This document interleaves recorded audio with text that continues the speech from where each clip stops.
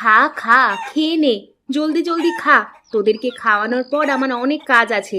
ঘর ঝাঁট দিতে হবে, কালকে রাতের এঁটো বাসনগুলো পড়ে আছে, সেগুলোকে ধুতে হবে। তোদের বাবা আবার কাজে বেরোবে, এক্ষুনি ডাক পড়লো বলে। কই গো গিন্নি, তোমার কি ওদের খাওয়ানো হলো? খাওয়ানো হয়ে গেলে একবার ভেতরে এসো তো দেখি।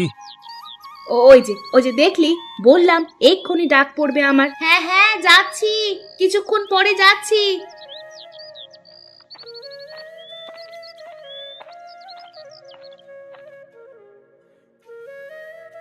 হ্যাঁ বলো, এই যে এসেছি। তুমি ওদেরকে ভালো করে খাইয়ে এসেছো তো, নাকি না খাইয়ে দিয়ে চলে এলে? সে আমাকে বলতে হবে না। ওদের সকালবেলায় না খাইয়ে আমি কোনোদিন কোনো কাজ করি না। এখন বলো তো, কি জন্য ডাকলে? গিন্নি, আজকে একটু তাড়াতাড়ি কাজে বেরোতে হবে। তুমি তো জানোই, সদাব্রত বাবুর কাছ থেকে কিছু টাকা ধার নেওয়া ছিল আমার। সেই টাকারই প্রথম কিস্তি আমি আজকে দেব।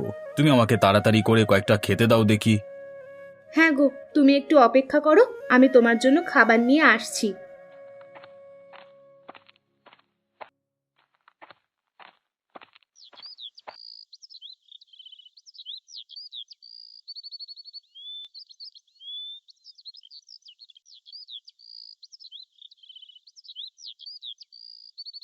বলি, তোমার এদিকে কাজের চাপ কি একটু কমেছে? তাহলে আমার তোমাকে কিছু বলবার ছিল। হুম। হুম, হ্যাঁ, কি বলবে বলো। কাজের চাপ তো এখনো ভালোই আছে, বলো। হ্যাঁ গো, শোনো না, আগামী পরশু বাবার বাড়িতে রান্না উৎসব আছে। মা আমাকে অতি অবশ্যই তোমাকে নিয়ে যেতে বলেছে। কতদিন যাওয়া হয়নি বলো তো, ওদেরও তো আমাদের জন্য মন খারাপ করে। তুমি আর না করো না, যে করে হোক তুমি ওই দিন ছুটির ব্যবস্থা করো। সবই তো বুঝলাম গিন্নি। দেখি সদাব্রত বাবুকে বলে, তিনি যদি কয়েকদিনের জন্য ছুটি মঞ্জুর করেন, তাহলে আমরা যাচ্ছি। না গো, তুমি যা হোক করে ছুটির একটা ব্যবস্থা করো। আমি মাকে কথা দিয়ে ফেলেছি যে আমরা যাব। এখন যদি না যাই তাহলে মা বাবা দুজনেই খুব দুঃখ পাবে। ঠিক আছে, আমি যথাসম্ভব চেষ্টা করছি। আমি যা হোক করে কয়েকদিনের ছুটি নেওয়ার ব্যবস্থা করছি। সত্যিই তো, ওনাদের বয়স হয়েছে, ওনাদের তো আমাদিকে দেখতে মন চাইবেই। সত্যি কতদিন যাওয়া হয় না বলো তো, সময়টাই চলে যাচ্ছে কাজ কাজ করে। ঠিক আছে গিন্নি, আমি বরং কাজে গেলাম। তুমি ঘরে থেকো কেমন?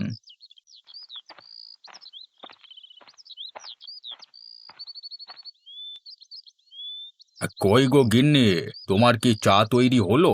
আর কতক্ষণ অপেক্ষা করব আমি? সকাল তো সেই কখন হয়েছে।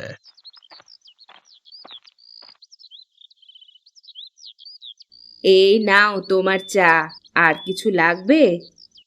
গিন্নি, এই সকালবেলায় তোমার হাতের গরম গরম চা না হলে ঠিক সময় কাটে না, বুঝলে? মনে হয় দিনটা যেন শুরুই হয়নি। তাই জন্যই আমি এত ছটফট করি। বলি, বয়সটা তো দিন দিন কম হচ্ছে না? এরপর এই চায়ের সুখ ছেড়ে শরীর ভালো রাখতে নিমের পাচন খেতে হবে। তখন না বললে শুনবো না। আমি এখনই না বলে দিচ্ছি গিন্নি। শরীর যেমন চলে চলতে দাও। তবুও আমি তোমার হাতের চা খাওয়া ছাড়ছি না, তাতে যা হবে হোক। আচ্ছা শোনো, সে না হয় হলো, কিন্তু পরশু যে অরন্ধন উৎসব, সে খেয়াল কি আছে? আছে গিন্নি, আছে। আমার সব কিছুই মনে আছে। তা এবারে আমার আলপনা মা এবং আমার বাবা জীবন আসছে তো। হ্যাঁ গো, আমি তো খবর পাঠিয়েছি। আলপনা বলেছে জামাই বাবাজির কাজের ছুটি পেলে অবশ্যই আসবে। সে কি কথা বলছো গিন্নি? আর যদি কাজের ছুটি না পায়, তাহলে কি আমার আলপনা মা আসবে না? না গো না, সেটা নয়। আলপনা আমাকে কথা দিয়েছে যে কোনোভাবে অরন্ধন উৎসবের সময় সে আসবেই আসবে। এখন তুমি বাজার হাটগুলো করবার ব্যবস্থা করো, না হলে তো অনেকটা দেরি হয়ে যাবে। হ্যাঁ গিন্নি, আজ থেকে আমি বাজারঘাট কিছু কিছু করা শুরু করে দিচ্ছি। তবে এবারে পুকুরের মাছ আমি জামাই বাবা জীবনকে নিয়েই ধরতে যাব। সেই মতো তুমি আমার আলপনামাকে খবর পাঠিয়ে দাও যে এবারে অরন্ধন উৎসবে তাদেরকে আসতেই হবে। আচ্ছা গো, আচ্ছা, বেশ। আমি আমাদের আলপনা মাকে আজকেই জানিয়ে দিচ্ছি। শ্বশুর মশাই সাথে করে নিয়ে মৎস্য শিকার করতে যাবেন শুনলে আমাদের জামাই বাবা জীবন আর না এসে পারবে না বলেই আমার বিশ্বাস। হ্যাঁ গো, ঘরে একটা উৎসব হলে মেয়ে জামাই না এলে ভালো লাগে। আমাদেরও তো বয়স হচ্ছে নাকি, আজ আছি কাল নেই। এই উৎসব অনুষ্ঠানে সকলে মিলে এই যে আনন্দ করছি, এইগুলোই স্মৃতি হিসেবে থেকে যাবে। আর আমাদের আলপনা মা আর জামাই বাবা জীবনকে কতদিন দেখিনি বলো তো। সেই তো, আলপনা মায়ের জন্য মনটা খুব খারাপ করে। সেই ছোটবেলায় আমাদের ঘরকে মাতিয়ে রাখতো। বিয়ে হয়ে চলে যাবার পর সব কিছুই যেন কেমন ফাঁকা ফাঁকা হয়ে গেছে। আরে দুঃখ করো না গিন্নি, সময়ের সাথে সাথে সমস্ত কিছুই বদলায়। সেই বদলটাকে মেনে নিতে হয়। তুমি এক কাজ করো, আজকে ভালো করে একটু কচু শাক রান্না করো দেখি। অনেকদিন কচু শাক খাওয়া হয়নি। ঠিক আছে, তুমিও আর বসে না থেকে এবার বাজারের দিক থেকে একটু ঘুরে এসো।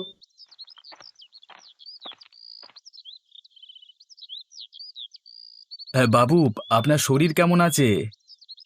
এই যে দিনেশ, তোমার কথাই ভাবছিলাম। তা আজকের দিনটা তোমার মনে আছে তো, নাকি ভুলে গেছো?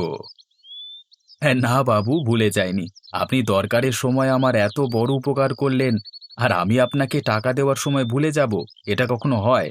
আপনার কাছ থেকে যে টাকা ধার নিয়েছিলাম, তার প্রথম কিস্তি আমি আজকে সাথে করে নিয়ে এসেছি। বাহ, তাহলে তো খুবই ভালো কথা। এই যে সকালবেলায় তুমি একটা সুখবর শোনালে, এই জন্যই তো তোমাকে ভালোবাসি এত। তা তুমি আর যাই করো না কেন, কাজে আর তোমার দায়িত্ববোধে কোনোদিনই ফাঁকি দাও না। এটাই আমার ভালো লাগে। তা কই দাও দেখি, সকালবেলায় কয়েকটা টাকার আমদানি হোক। একবার টাকাগুলো গুনে দেখে নিন বাবু, যদি কিছু ভুলভ্রান্তি হয়ে থাকে। হ্যাঁ হ্যাঁ, গুনে দেখছি, দাঁড়াও, আমাকে একটু সময় দাও।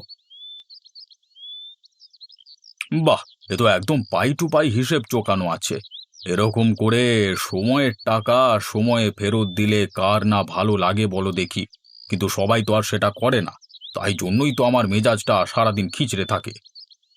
তবে বাবু, আপনার কাছে আমার একটা আর্জি আছে, যদি অনুমতি দেন তাহলে বলি। বলো বলো, তোমার প্রতি আমি খুবই প্রসন্ন। তুমি কি বলবে স্পষ্ট করে বলো। বাবু, এই কাজ কাজ করে প্রায় অনেক মাস হয়ে গেল শ্বশুর বাড়িতে যাওয়া হয় না। আমার গিন্নিটাও এ কারণে খুবই রাগ করছে। না না, বাড়ির গিন্নি দিকে রাগানো তো মোটেই ভালো কথা নয়। শেষকালে ঝগড়া অশান্তি হলে কাজে তো মন বসবে না গো। তা যাও না, একদিন শ্বশুর বাড়ি থেকে ঘুরে এসো। আমি আপনাকে সেই অনুরোধটাই করব বলে ভাবছিলাম বাবু। সামনে আমার শ্বশুরবাড়িতে অরন্ধন উৎসব।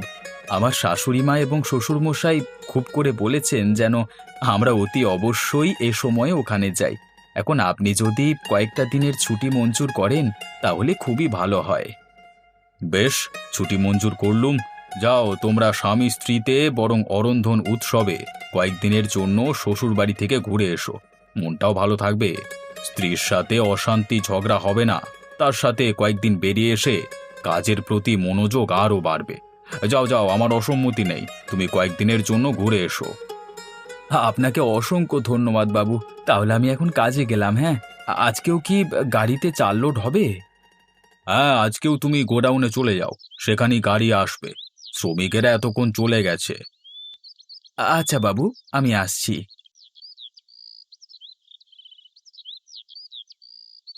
অম্লান, অম্লান, বাড়িতে আছিস নাকি? একবার বেরিয়ে আয় তো অম্লান।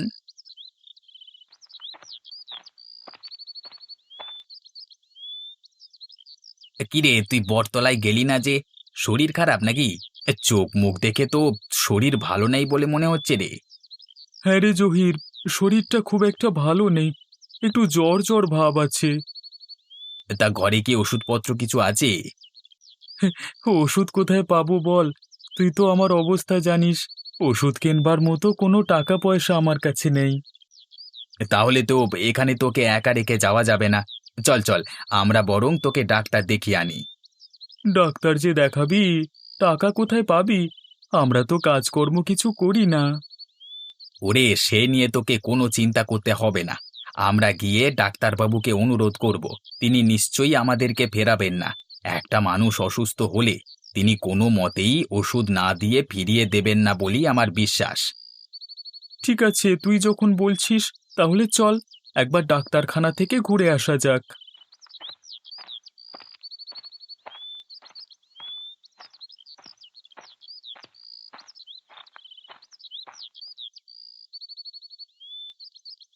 আরে জহির, অম্লান, তোমরা কোথায় যাচ্ছ এই দুপুর বেলায়? আরে দিনেশ দা, দেখো না, অম্লানের শরীরটা খুব একটা ভালো নেই, তাই ওকে নিয়ে একটু ডাক্তারখানা যাচ্ছি। এইভাবে রোগকে শরীরে জমিয়ে রাখা তো ঠিক নয়, একবার ডাক্তার না দেখালে হয় না। হ্যাঁ, তা তো বটেই। যাও, তুমি বরং একবার ডাক্তারখানা থেকে ঘুরে এসো। আচ্ছা, তোমাদের হাতে কি কিছু টাকা পয়সা আছে? মানে কি যে বলবো দিনেশ দা, তোমার সামনে বলতে লজ্জা করছে। আমরা দুজনে এখনো পর্যন্ত কোনো কাজকর্ম পাইনি তো, তাই আমাদের কাছে টাকা পয়সা যে নেই এটাই স্বাভাবিক। তোমাদের জন্য আমি তো একটা ব্যবস্থা করতে গেছিলাম আমাদের ওখানে কাজের জন্য, কিন্তু সদাব্রত বাবু সেটা মানলেন না। তার কাছে এই মুহূর্তে বিশেষ কোনো কাজ নেই। আচ্ছা শোনো, এই নাও, কিছু টাকা নিয়ে যাও। অম্লানকে ভালো করে ডাক্তার দেখিয়ে ওষুধপত্র নিয়ে এসো, কেমন? কিন্তু এই টাকা তোমাকে কিভাবে ফেরত দেব বলো দেখি। পাকামো করিস না, আমি তোকে টাকা ফেরত চেয়েছি? যা, অম্লানকে ভালো করে ডাক্তার দেখিয়ে সুস্থ করে তোল। আমি বরং বাড়ি যাই। সকালে সেই দুটিখানি খেয়ে কাজে বেরিয়েছিলাম, এখন খুব খিদে পেয়ে গেছে, বুঝলি?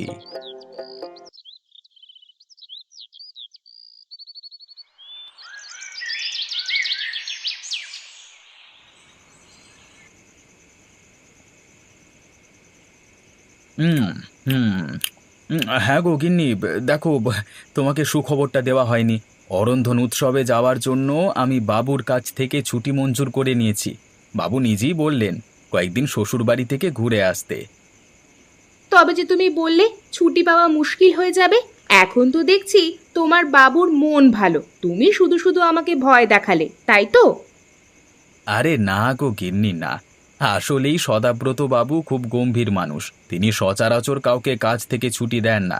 আমি তার কাছ থেকে যে টাকা ধার নিয়েছিলাম তার প্রথম কিস্তি সময় মতো তার হাতে তুলে দিয়েছি, তাই জন্যই তিনি খুশি হয়ে আমাকে ছুটি মঞ্জুর করেছেন। ও তাই বলো, ওই জন্যই তুমি সকালে বললে যে সময় মতো কাজে যেতে হবে, তাই তো? হ্যাঁ গো হ্যাঁ, সেই কারণেই আমি তাড়াতাড়ি কাজে যেতে চাইছিলাম আজকে। আসলে আমিও একটু ছুটি নিতে চাইছিলাম, জানো তো। যখন তোমার মুখে শুনলাম যে অরন্ধন উৎসবের জন্য শ্বশুর বাড়ি থেকে নিমন্ত্রণ চলে এসেছে, তখন আমি আর এই সুযোগটা ছাড়তে চাইলাম না। ও হ্যাঁ, তোমাকে তো বলাই হয়নি। শোনো, মা বলল আমাদেরকে তাড়াতাড়ি যেতে, কারণ বাবা নাকি ঠিক করেছেন তোমাকে সাথে নিয়ে আমাদের পুকুরে এবার মাছ ধরতে যাবেন। ও তাই নাকি? এ তো খুব দারুণ খবর শোনালে তুমি আমাকে। আমার অনেক দিনের ইচ্ছে ছিল যে তোমার বাবার পুকুর থেকে মাছ ধরে খাবো, কিন্তু সেই সুযোগ আর কোনোদিন হয়ে উঠছিল না। এবারে সেই সুযোগটা নিশ্চয়ই পাবো। তাহলে আমরা কবে রওনা দিচ্ছি? আমার কিন্তু ব্যাগপত্র সব গোছানো হয়ে গেছে। বাবা, তোমার যে আর তর সইছে না দেখছি। ঠিক আছে, তবে কালকে সকালেই রওনা দেওয়া যাক। আমি যখন ছুটি পেয়েই গেছি তখন আর শুধু শুধু দেরি করে লাভ কি? এইদিকে শ্বশুর বাড়ি আগে ভাগে গিয়ে পৌঁছাতে পারলে একটু আনন্দ করা যাবে, তার সাথে মা বাবার কাজে একটু সাহায্য করা যাবে। বেশ, তাহলে কালকেই আমরা রওনা হচ্ছি।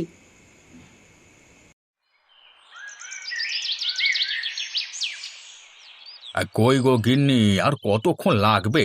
আমার যার তর সইছে না। কিছুক্ষণ অপেক্ষা করো, রাস্তাটা তো আর কাছে নয়, কিছুক্ষণ বাদেই ওরা চলে আসবে, দেখো। গিন্নি, তবে কি আমি বাজার করতে বেরোবো? আমার চা পান করা তো শেষ। আর একটু কিছুক্ষণ অপেক্ষা করো, জামাই বাবা জীবন এলে একেবারে তাকে সাথে করে নিয়ে যাবে। এই তো এসে গেছে আমার সোনামা আর বাবা জীবন। আরে এসো এসো এসো, সেই সকাল থেকে তোমাদের জন্য অপেক্ষা করছি। কেমন আছেন বাবা? কেমন আছেন মা? আমরা সবাই ভালো আছি বাবা, তোমরা কেমন আছো বলো? কতদিন যে তোমরা আসোনি। আসলে মা, কাজ থেকে ছুটি পাইনি জানেন তো। কাজ ফেলে রেখে আবার চলে এলে সে আবার এক পিছুটান। না এখানে থাকতে পারতাম না ওখানে কাজ করতে পারতাম। তাই অনেকটা কাজ সেরে রেখে আমি বাবুর কাছে ছুটির প্রার্থনা করলাম, আর উনিও দিয়ে দিলেন। তা বাবারা, তোমরা অনেক ক্লান্ত হয়ে গেছো। চলো চলো, এখানে আর দাঁড়িয়ে না থেকে ভেতরে চলো। কই গিন্নি, ওদের জন্য শরবত মিষ্টির ব্যবস্থা করো। বাবা, শরবত মিষ্টি আমি কিছুই খাবো না। আপনার মেয়েকে ভালো করে খাওয়ান। চলুন আমরা দুজন বরং আপনার পুকুরে গিয়ে মাছ ধরি। আমার অনেক দিনের শখ। উফ বাবা, সারা রাস্তা আস্তে আস্তে সেই এক কথা। যেই না শুনেছে যে বাবা বলেছে ওকে সাথে করে নিয়ে পুকুরে মাছ ধরতে যাবে, অমনি আসবার জন্য ছটফট শুরু করে দিয়েছিল। সে তো হবেই, সে তো হবেই। এই ছুটির দিনে শ্বশুর বাড়ি এসে মাছ ধরতে কার না ভালো লাগে? আমিও তো যখন তোমার মামার বাড়ি যেতাম তখন কম মাছ ধরতাম। কিন্তু বাবা জীবন, আজকে তো ভেবেছিলাম তোমাদের জন্য কিছুটা মাংস কিনে আনবো। কালকে তো এমনি আমরা সবাই মাছ ধরতে যাব। বেশ তো, আজকে বরং বাজার থেকে কিছুটা মাংস কিনে আনি, আর সাথে কিছুটা মাছ হলেও হবে। আসলে বাবা, পুকুরে মাছ ধরতে আমার এখনই খুব ইচ্ছে করছে। বুঝতে পেরেছি, বুঝতে পেরেছি। আচ্ছা চলো তবে, আজকে তোমাকে পুকুরটা একটু দেখিয়ে আনি। আজ কিন্তু তোমাকে আমি মাংস খাইয়েই ছাড়বো। কালকে তোমাকে সাথে নিয়ে মাছ শিকার করতে যাব, কেমন? আমি বুঝতে পারছি অতিথি বাড়ির মৎস্য শিকার করবার মজাই আলাদা, কিন্তু তবুও আজকে তুমি অনেক ক্লান্ত। আজকে তোমাকে আমি কোনো রকম খাটাখাটনি করতে দেব না। আজকের দিনটা শুধু তুমি জামাই আপ্যায়ন পাবে। ঠিক আছে বাবা, তাহলে চলুন যাওয়া যাক। তা মা আলপনা, জামাইয়ের কাজকর্ম কেমন চলছে? সবকিছু ঠিকঠাক আছে তো? হ্যাঁ মা, সবকিছু ঠিকঠাকই আছে। ওর কাজকর্ম ভালোই চলছে, কিন্তু ও নিজে দাঁড়িয়ে বাবার মতো একটা পুকুরে মাছ চাষ করতে চায়। তাই নাকি? এ তো খুব ভালো কথা। কিন্তু মাছ চাষ করলে সব সময় পুকুর পাড়ে পাহারা দেওয়ার লোক রাখতে হবে। তোর বাবাকে তো দেখেছিস, চিন্তায় চিন্তায় ঘুমই হতো না রাতের বেলায়। আসলে মা, ওর পুকুরে মাছ চাষ করবার একমাত্র কারণ হলো মানুষকে কাজ প্রদান করা। ও মুনাফা বেশি করতে চায় না, কিন্তু আমাদের ওখানে ওর খুব কাছের দুজন মানুষ আছে যারা কাজ পায়নি। তাই তাদের আর্থিক অবস্থা দেখে তোমার জামাই রাত্রে ঘুমাতে পারে না। তাই নাকি? তার মানে ও মানুষের উপকার করবার জন্য এই মাছ চাষ করতে চাইছে, তাই তো? হ্যাঁ মা, ও সব সময় বলে আমি কাজ করে টাকা পয়সা কামাবো, আর আমার দুজন খুব কাছের মানুষ তারা বেকার হয়ে ঘুরে বেড়াবে, সেটা সে দেখতে পারবে না। তাদের জীবনেও কিছু মূল্য যাতে আনতে পারে, সেই জন্যই সে এই পরিকল্পনা করেছে। কিন্তু এই মাছ চাষ করতে গেলে তো কিছুটা টাকা পয়সার প্রয়োজন আছে প্রাথমিকভাবে। সেই টাকা কি জামাই বাবা জীবন জমিয়েছে? ও যেখানে কাজ করে সেখান থেকেই কিছু টাকা ধার করেছে। তারপর সেই টাকা দিয়ে একটা পুকুর কিনে সেটাকে ভালোভাবে পরিষ্কার করেছে। আমরা এখান থেকে বাড়ি যাওয়ার পর মাছের চারা কিনে পুকুরে ছাড়বারও ব্যবস্থা করবে। তারপর সেই পুকুর পাহারা দেবে অম্লান এবং নাসিরদা। বেশ বেশ, তাহলে ঠিক আছে। কোনো রকম অসুবিধে হলে অবশ্যই আমাকে জানাবি। দেখি আবার দুই শ্বশুর জামাই কখন বাড়ি ফেরে।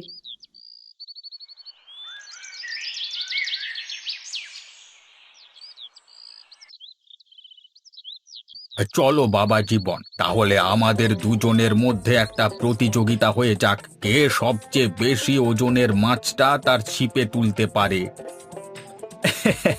বাবা, অতিথি বাড়ির সব থেকে বড় মৎস্যটি শিকার করতে আমি কিন্তু বিন্দুমাত্র দ্বিধাবোধ করব না। আপনার অসুবিধে নেই তো? আরে বাবা জীবন, এসব তো তোমার জন্যই। আমি তো চাই তুমি আজকে এই পুকুরের সব থেকে বড় মাছটি তোমার ছিপে তুলে আনো। আজকে দুপুরে খাবার সময় তোমার পাতে আমি ওই বড় মাছের মাথার ঝালটা দেখতে চাই। ঠিক আছে বাবা, তাহলে শুরু করা যাক। আরে টানো টানো জামাই বাবা জীবন, এই মনে হচ্ছে সব থেকে বড় মাছটাই তোমার ছিপে আটকেছে। এই গায়ের জোরে টেনে তোলো তুমি। তুমি যদি এই মাছটিকে তুলতে পারো তাহলে আমার থেকে তুমি আরো 2 পিস মাছ পাবে। এই তোলো তোলো। এই তো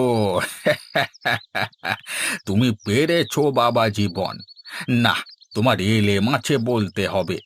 আমার পুকুরের সব থেকে বড় কাতলা মাছটা তুমি তোমার ছিপে টেনে তুলেছো। আপনি বললেন তো, তাই আমি তুলে দেখালাম। এটাই তো চাই, অতিথি বাড়ির মৎস্য শিকার করতে কোনো লাজ লজ্জা থাকতে নেই। আমার সময় আমার শ্বশুর বাড়িতে কম বড় বড় মাছ আমার ছিপে টেনে তুলেছি। আপনার পুকুরের মাছগুলো সত্যিই খুব সুন্দর।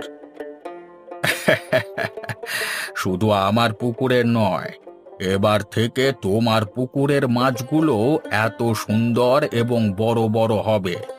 আমি তোমার জন্য বিশেষ মাছের চারা পাঠিয়ে দেব। কিন্তু আমি যে পুকুর করেছি মাছ চাষের জন্য, এটা আপনি জানলেন কি করে? মানে কেন, আলপনা মা আমাকে বলেছে সবকিছুই। জামাই বাবাজি, তোমার সৎ মানসিকতা দেখে আমি সত্যি খুব গর্ব প্রকাশ করছি। সত্যি তোমার মতো জামাই পাওয়া খুবই ভাগ্যের বিষয়। তুমি কোনো চিন্তা করো না, তোমার পুকুরের সমস্ত চারা মাছ এবং যাবতীয় জিনিসপত্র, খাবার দাবার আমি তোমাকে কিনে দেব। আমার একমাত্র মেয়ের জামাই তুমি, তুমি আমার ছেলে। আপনাকে যে কি বলে ধন্যবাদ দেব বাবা, কথা বলবার কোনো ভাষা খুঁজে পাচ্ছি না। আরে কিছু বলে ধন্যবাদ দিতে হবে না, তুমি বাড়ি চলো। আজকে বড় রুই মাছের বড় মাথাটা তোমাকে একা খেয়ে শেষ করতে হবে। এটাই অতিথি বাড়ির মৎস্য শিকারের পুরস্কার।